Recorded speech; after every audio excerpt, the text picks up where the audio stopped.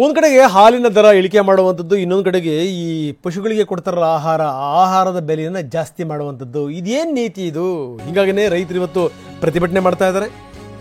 ಬರದ ನಡುವೆ ರೈತರಿಗೆ ಇದು ಗಾಯದ ಮೇಲೆ ಬರೆ ಎಳೆದಂಗೆ. ಮಂಡ್ಯ ಜಿಲ್ಲಾ ಹಾಲು ಒಕ್ಕೂಟ ಶಾಕ್ ಕೊಟ್ಟಿದೆ. ಹಾಲಿನ ದರ ಇಳಿಸಿದೆ, ಪಶು ಆಹಾರ ಬೆಲೆಯನ್ನು ಜಾಸ್ತಿ ಮಾಡಿದೆ. ಹೈನುಗಾರಿಕೆಯನ್ನು ನಂಬಿಕೊಂಡಂತ ಜನ ಏನು ಮಾಡಬೇಕು? ರೈತರು ಕಂಗಾಲಾಗಿದ್ದಾರೆ. ಹೀಗಾಗಿನೇ ಮನ್ಮೂಲ್ ಆಡಳಿತ ಮಂಡಳಿಯ ನಿರ್ಧಾರಕ್ಕೆ ಕಿಡಿಕಾರಿದ್ದಾರೆ, ಪ್ರತಿಭಟನೆ ಮಾಡ್ತಾ ಇದ್ದಾರೆ. ಬರದ ನಡುವೆ ಹಾಲಿನ ದರವನ್ನು ಇಳಿಕೆ ಮಾಡಿರುವಂಥದ್ದು, ಪಶು ಆಹಾರದ ಬೆಲೆಯನ್ನು ಜಾಸ್ತಿ ಮಾಡಿರೋದು. ನಿಮ್ಮ ಉದ್ದೇಶ ಏನು ಅಂತ ಹೈನುಗಾರಿಕೆಯನ್ನೇ ನಂಬಿರುವಂಥ ಜನಗಳು ಕೇಳ್ತಾ ಇದ್ದಾರೆ. ಹಾಲಿನ ದರ ₹1.75 ಕಮ್ಮಿ ಮಾಡಿದ್ದಾರೆ.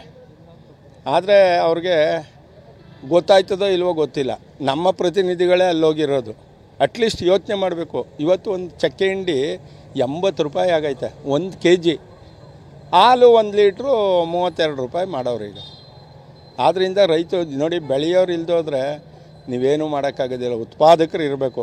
ಉತ್ಪಾದಕರಿದ್ದರೆ ಗ್ರಾಹಕರು. ಪಾಪ ನಾವು ಗ್ರಾಹಕರಿಗೆ ಇದು ಮಾಡೋದು ಬೇಡ.